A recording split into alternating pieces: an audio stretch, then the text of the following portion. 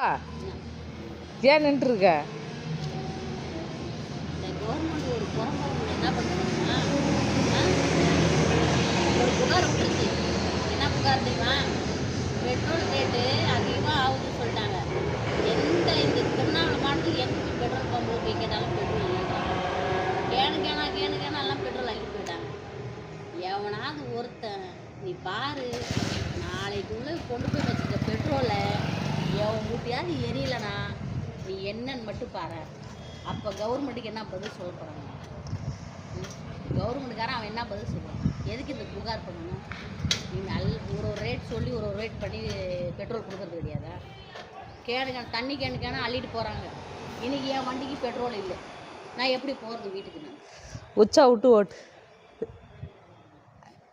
நீ ஒரு மானக்கிட்ட ஒரு கேள்விக்கிட்ட அது பெட்ரோல் தாவா? நான் என்ன கேட்குறேன்னா, எதுக்கு இந்த மாதிரி புகார் பண்ணணும்னு கேட்குறேன் நான். பெட்ரோல் இல்லை, வந்து எல்லார் வீட்டும் ஒரு கேன் பெட்ரோல் கிடக்குது.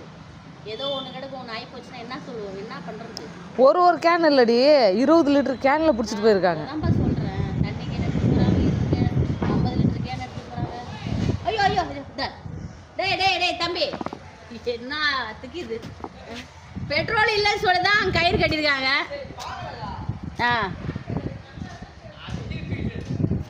நானே அதை பார்க்காம வந்து தான் பெட்ரோல் இல்லைன்னு சொல்லிட்டு நிற்கிறேன். வந்து உலக வரியை பற்றியா பெட்ரோல்? சரிவா, நாளைக்குள்ள தான் ஒரு நியூஸ் வரும், கண்டிப்பாக ஒரு நியூஸ் வரும். அந்த நியூஸை நீ நல்லா கேட்டுக்கோங்க. எவனா சாவடிச்சுட்டு போயிருவீங்கடா நீங்களாண்ணா உலகத்தை. எங்கேயோ வெளிநாட்டில் போடுறாமல் குண்டு, இங்கே பெட்ரோல் வீடு வீடாக பெட்ரோல் கொடுத்து சாவடி